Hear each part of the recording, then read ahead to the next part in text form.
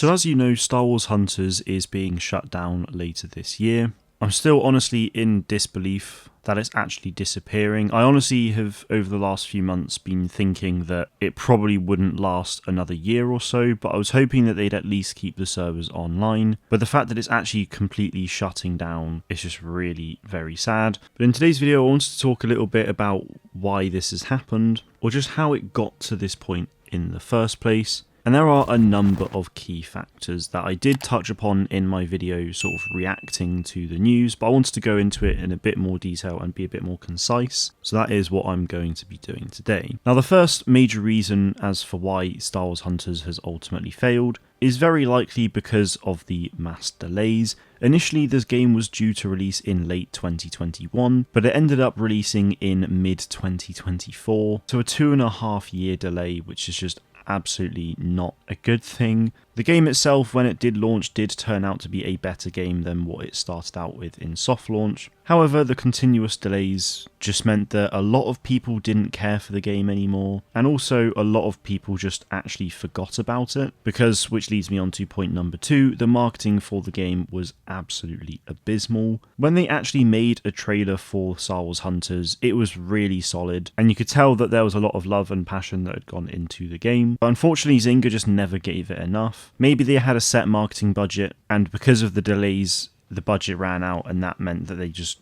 couldn't really continue to push anymore. But it still honestly is just absolutely baffling that we've ended up in a situation where the biggest IP in the world has a brand new live service multiplayer game that just doesn't get marketed at all during the actual game's launch and lifespan. We got a trailer at the start of each season, but that was pretty much it. There was zero communication on social media as well, pretty much. The Discord server as well, there was very little engagement over there. And that goes on to point number 3 in general, is just overall community management and community engagement. We did have a community manager in Kaviri and 2 developers in particular, Moth Island and Astromech Juggernaut, who sort of popped up around the early stages of Season 3 and Season 4, and for the time they were around, they did a really great job of engaging with the community, answering questions, having fun with us, and it was just a good time, and you could see the impact that it was having on the community. But I think a sheer lack of this from the beginning really hindered the game's overall success.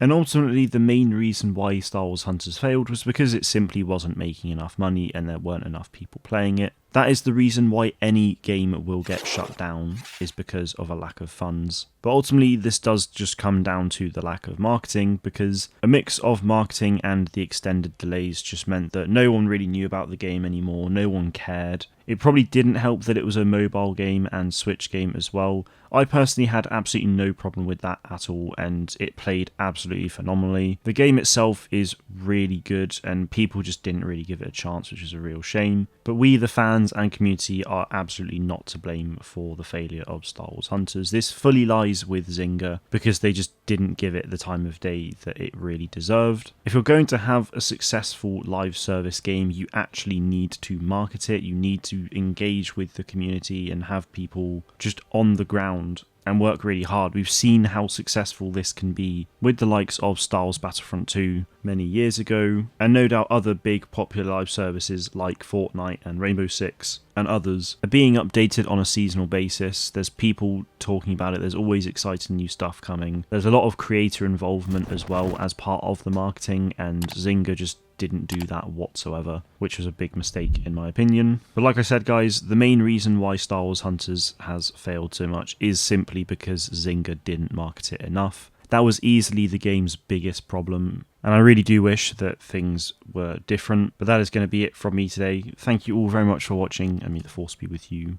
always.